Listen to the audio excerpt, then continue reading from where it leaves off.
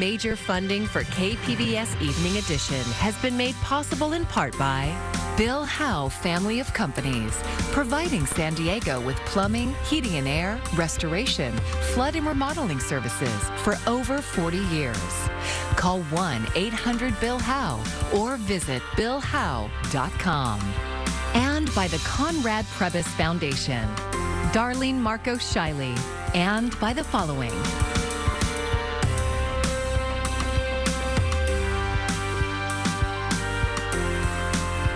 And by viewers like you. Thank you.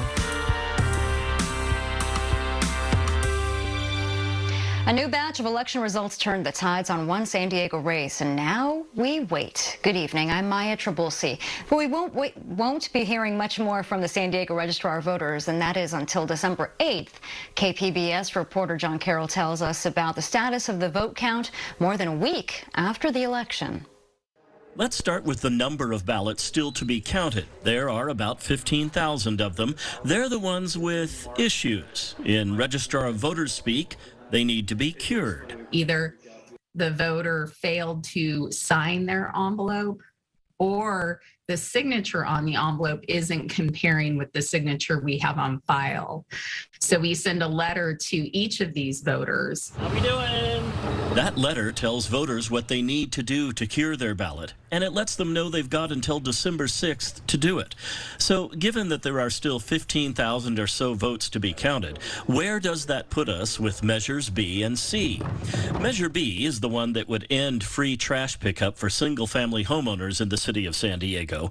Wednesday night's release of votes put yes ahead of no for the first time since Election Day, meaning the days of free trash pickup for single-family homes may be numbered. It now leads by 2,890 votes. But given how close the vote still is, there are enough votes for it to still go either way, right? Don't ask the registrar that question. Well, we don't predict here.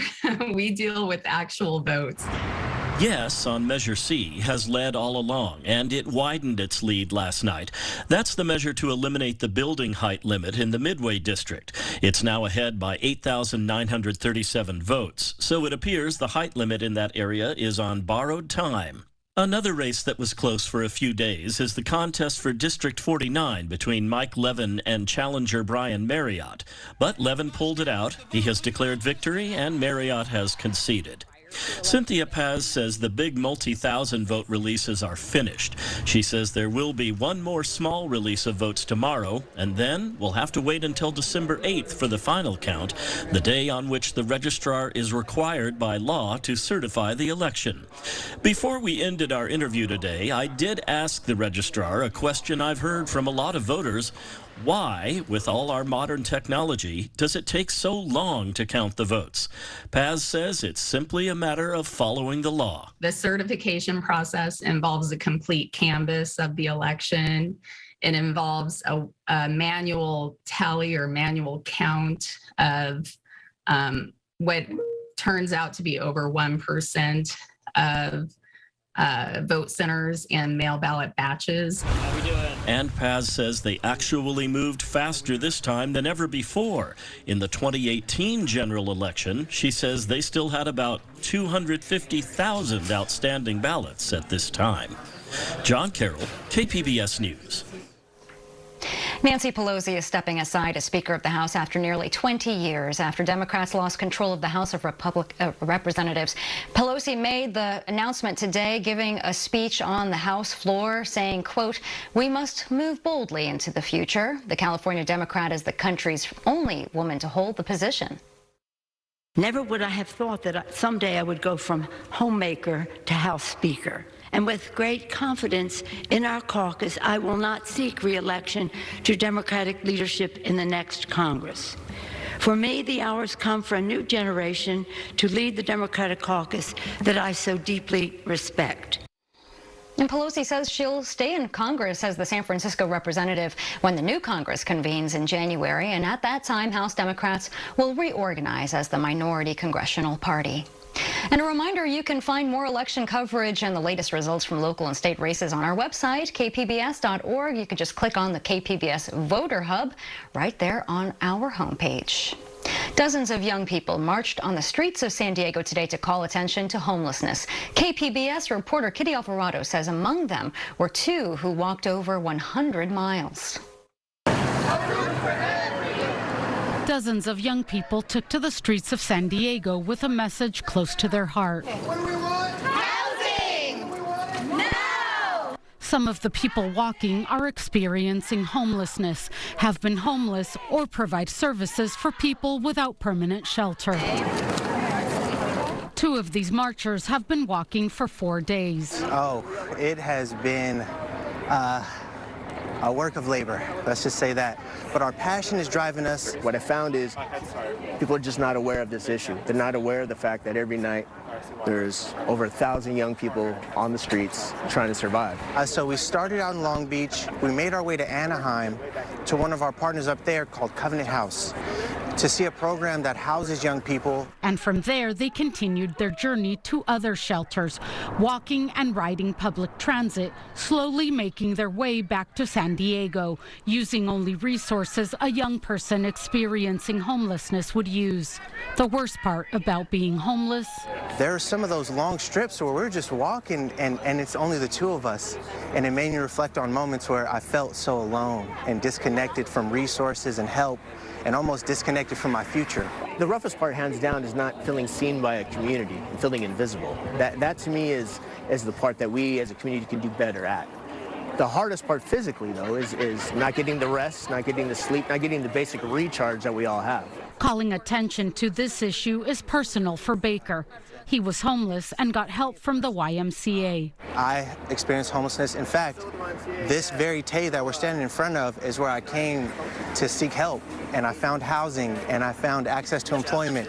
And thankfully that employment was with the YMCA. So for me, it's really nostalgic. It's almost walking in steps that remind me of how difficult it was to escape homelessness, and also kind of keeps me rooted in the same things that the people I work with are experiencing. They walked to Balboa Park and held a rally where they were met with cheers. And Board Chair Nathan Fletcher made a proclamation on behalf of the County Board of Supervisors. That we commend the YMCA of San Diego County Youth and Family Services for outstanding leadership, commitment to the County of San Diego, and hereby do declare November 2021 to be California Runaway and Homeless Youth Prevention Month throughout San Diego County. Baker and Lipford will hold another community walk and rally tomorrow in Chula Vista for a total of 125 miles and 5 rallies. Kitty Alvarado, KPBS News. The leaders of a high-profile San Diego nonprofit sparked a major controversy over $70,000 worth of historical antiques. iNews Source investigative reporter Jill Castellano has the story.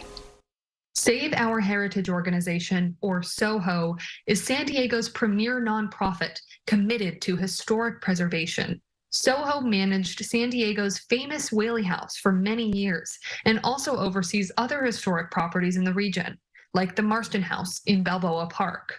Bruce Coons, along with his wife Alana Coons, has led the nonprofit for more than 2 decades. The couple also owns a private 2-story mansion in Natchez, Mississippi. In 2019, the Coons shipped dozens of SOHO's historical antiques from the San Diego nonprofit's storage room all the way to their Mississippi mansion. Then they displayed some of the antiques for guests during a tour of their house, and they received a cut of the proceeds from the tour. Former SOHO employee Christopher Pro said he didn't understand why the Coons were using SOHO's delicate antiques for an event that had no connection to the organization. There's no reason to loan out sterling silver teaspoons or the decanter set that's so fragile to be shipping it 1,300 miles away. There's no reason for that. The antiques, including a $12,000 pair of candlesticks and an almost $5,000 Victorian table clock, stayed in Mississippi for more than 2 years. Then, in December last year, the Coons posted their mansion for sale online with photos that included SOHO's antiques and a description that said original antiques came with the purchase. That prompted complaints to SOHO's board of directors. In an interview, the Coons acknowledged that they had loaned the items to themselves for their personal use without getting approval from anyone else at SOHO. The couple said they realized they made a mistake, but they completely deny any wrongdoing and said they did not personally benefit from the antiques in any way. Here's Alana Kuntz. Our entire life, everything we do is dedicated to helping and growing and building, doing, so this just goes completely against anything and everything that anyone knows about us or who we are. So we wanted scrutiny. The Kuntz said they quickly shipped all the antiques back to Soho once concerns were raised. For KPBS, I'm iNewsSource investigative reporter Jill Castellano. And for more on this story, you can go to inewssource.org. iNewsSource is an independently funded nonprofit partner of KPBS. Today marks day 7 of negotiations to end a strike launched by University of California teaching assistants and tutors. The strike has been sanctioned by the California Labor Federation, and unions representing the striking workers are calling for the cancellation of speaking engagements and meetings on UC campuses until an agreement is reached by both sides. A spokesperson from the university says it respects the right of bargaining unit members to engage in a strike. This is the largest strike the nation has seen at an academic institution since 2019, with about 48,000 workers across the system striking for higher salaries and other benefits. More than 2,000 Starbucks workers in 112 stores went on strike today. The union says the strike is to protest the retaliation against supporters. It also says the company is refusing to bargain with the union on its first labor deal. The Labor Relations Board is also taking action. It filed a national cease and desist order to prevent the coffee giant from retaliating against union supporters. Just 1 in 10 law enforcement supervisors are women, and women trying to climb the ranks sometimes have to battle sexism, toxic masculinity, even sexual harassment. KPBS investigative reporter Claire Tregeser brings us one such story from the San Diego Sheriff's Department. That was the reality of it, this is getting very, very real. Debbie Stiesmeyer always knew she wanted to be a police officer. My parents always said, no, you're not going to do that job. It's too dangerous. But Stiesmeyer didn't listen. She became a San Diego sheriff's deputy and was 8 years into a successful career. Then, in April 2021, she transferred to the Poway station as a detective. Her new supervisor was Sergeant Sean Silva. On her first day, he stopped by her cubicle and looked at pictures of her family and friends. He sat down, he looked around, and he said, "Where is the picture of your boyfriend?" And I was very taken aback by that comment. And I thought it was highly inappropriate. And I just quickly said, "I don't have a boyfriend." And then he said, "Well, if you don't have a boyfriend, you must be a lesbian." It was the beginning of a hellish 3 months. The harassment was constant, Stiesmeyer said in interviews with KPBS and a lawsuit. Nearly every day, Silva commented on her body, her relationship status, her sexuality. She was just one of Silva's targets.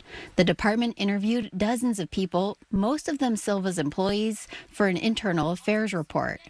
They all either experienced or witnessed, quote, sexual harassment, discrimination, targeting, and inappropriate racial remarks.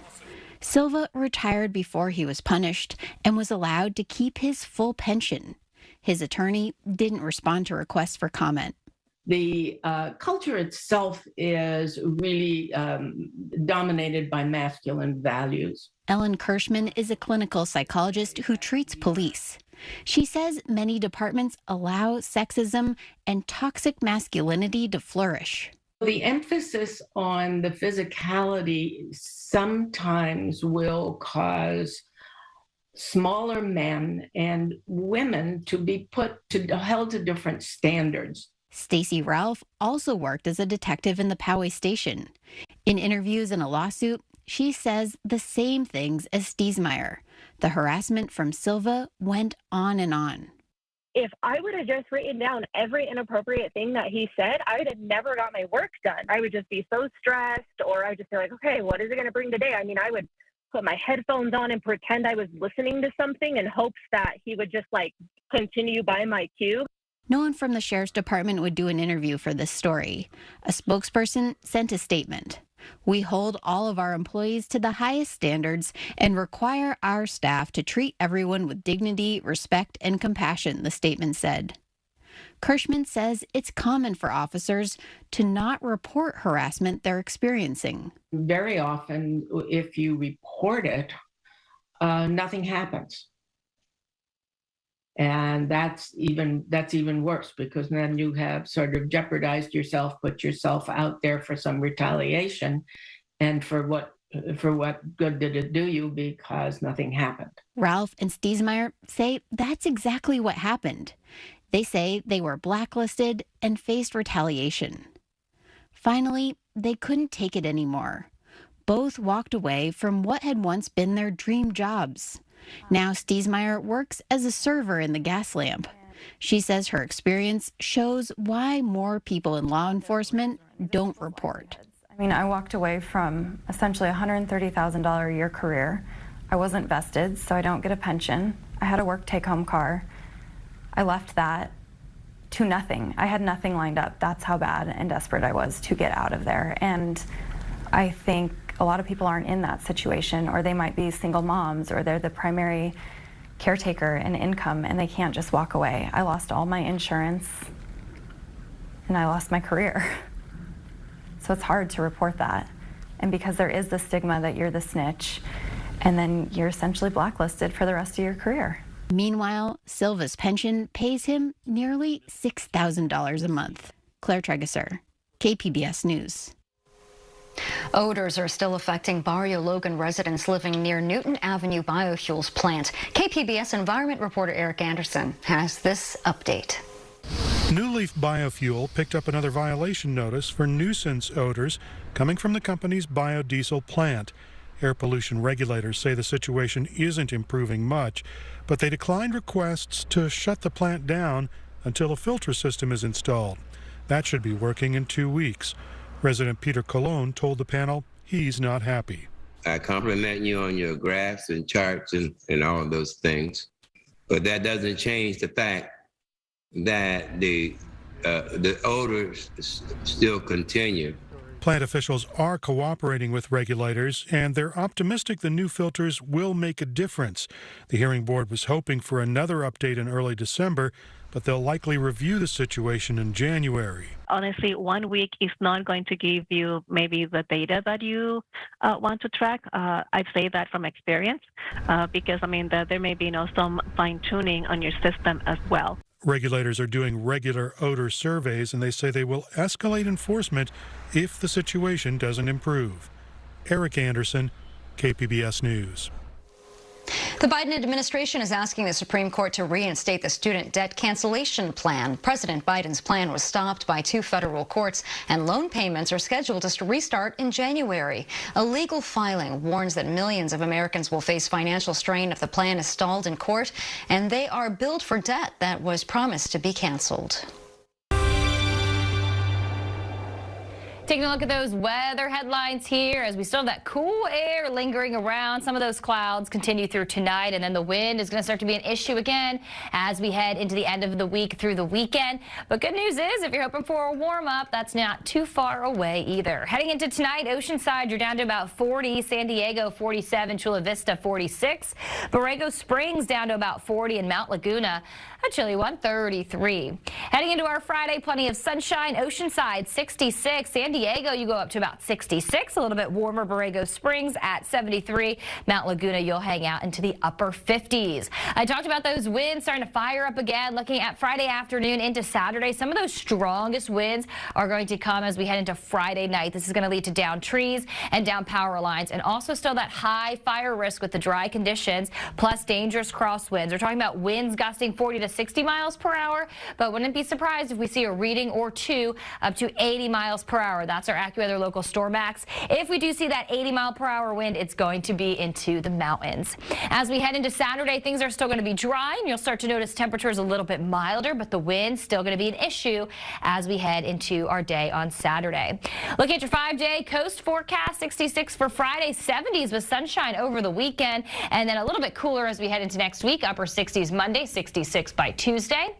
For your inland valley, 72 on Friday, 75 on Saturday, and the warmth builds on Sunday, 78. And then heading into next week, temperatures stay to the upper 70s on Monday, but lower 70s on Tuesday.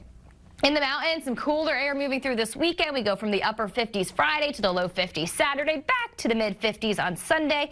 And then next week, we should still see a lot of sunshine with those highs in the mid 50s. And finally, take a look at the desert forecast as temperatures will stay into the low 70s Friday through the weekend, and then peaking into next week, still staying nice around 73 to 74. For KPBS News, I'm Ariella Scalise. Higher prices impact airports and roads. AAA is out, and it's Thanksgiving travel with a forecast that shows 55 million Americans will travel during the long holiday weekend. Jen Sullivan has more on what you can expect and how to minimize the travel troubles. Traveling home for Turkey Day this 2022 will come with a side of higher costs and a sprinkle of chaos. There's going to be a big test this Thanksgiving and this Christmas. Can the airlines avoid a repeat of what we saw early in the summer? Scott Keyes, founder of Scott's Cheap Flights, a website that helps passengers find cheaper fares, says people flying home for Thanksgiving are paying more for flights, car rentals, and even hotels. Airfare today is 34% higher than it was 12 months ago. If you fell asleep between March 2020 and August of this year, nothing about today's airfare would surprise you. And the headaches could follow you if you're hitting the road. According to AAA, nearly 49 million of the nearly 55 million traveling this Thanksgiving will be driving. To avoid the most hectic gridlocks, AAA recommends starting your drive before Wednesday and waiting until after Sunday to return home. Driving may be the only option if you still haven't booked flights, but you're not exactly out of luck. Kai says Thanksgiving may be the best time to go abroad. While airfare in the U.S. is really inflated, airfare over to Europe is on steep discount. And whether you're flying internationally or domestically, experts say brace for possible delays and cancellations. Keyes recommends not checking a bag to better navigate disruptions. It's going to be far easier if the airline doesn't have to try to find your checked bag in the belly of a plane and transfer it elsewhere. For today's Consumer Watch, I'm Jen Sullivan. Well, San Diegans saw the largest decrease in gas prices today in weeks. The price of a gallon dropped 3.4 cents to $5.42. The average price has dropped by just over $1 since the record high price of $6.44 on October 5th. Still, San Diegans are paying a little over 77 cents more per gallon than they were 1 year ago, and the national average is $3.73. The Taylor Swift Ticketmaster saga continued today. Ticketmaster canceled tomorrow's scheduled start of public ticket sales for the singer's upcoming tour, citing overwhelming demand. It follows a chaotic pre-sale that left many fans empty-handed and tickets on the resale market for thousands of dollars. As Isabel Rosales reports, lawmakers are questioning whether the company is abusing its power. This is the biggest concert of my life! Taylor Swift's fans across the country in a state of desperation after the Ticketmaster website appeared to crash during the pre-sale for the singer's upcoming Eras tour. But not all the fans got lucky. Ticketmaster takes the $490 out of my account, but it crashed. Best believe I'm still bejeweled when I walk in the room. The return of the pop star to the live stage causing turmoil, with lawmakers questioning the dominance of Ticketmaster as the country's largest concert promoter, also arguing that the recent setback for the pop star's fans is only a symptom of a larger problem. Senator Amy Klobuchar in an open letter to Ticketmaster's CEO saying she has serious concerns about the company's operations. Congresswoman Alexandria Ocasio-Cortez taking to Twitter saying, daily reminder that Ticketmaster is a monopoly. Its merger with Live Nation should never have been approved, and they need to be reined in. Ticketmaster's response: there has been historically unprecedented demand, with millions showing up to buy tickets for Swift's tour. Didn't want the ticket prices to be over $20. Complaints about the company's monopoly power go back to 1994, when the rock group Pearl Jam filed a complaint with the Justice Department's Antitrust Division, saying Ticketmaster has a virtually absolute monopoly on the distribution of tickets to concerts. The complaint was later dismissed. Isabel Rosales, KPBS News. I'm Amna Nawaz. Tonight on the NewsHour, Speaker Nancy Pelosi says she will step down from leadership after Republicans win the House of Representatives. That's coming up at 7 right after Evening Edition on KPBS. And here's another look at today's top stories. The San Diego County Registrar of Voters is almost finished with its count. After Wednesday night's release of votes, there are now about 15,000 ballots that have a problem and need to be cured by the voter. The registrar will release the final count on December 8th, the day the law says the election must be certified. And a march through the streets of San Diego and rally in Balboa Park today called attention to homelessness. 2 of those marching work for the YMCA and have been walking for 4 days. They started their journey in Long Beach, staying in shelters and using resources only a young person experiencing homelessness would use. Another community walk and rally will be held tomorrow in Chula Vista.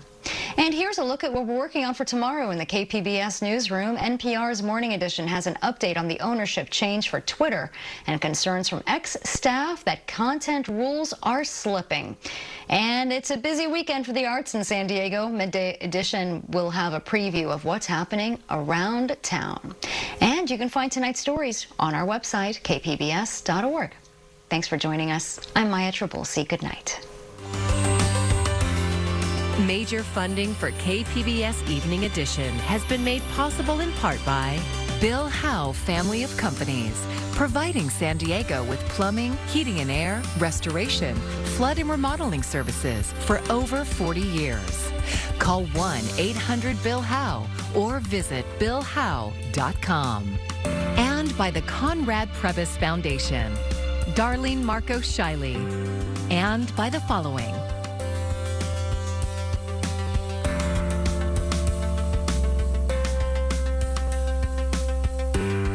by viewers like you. Thank you.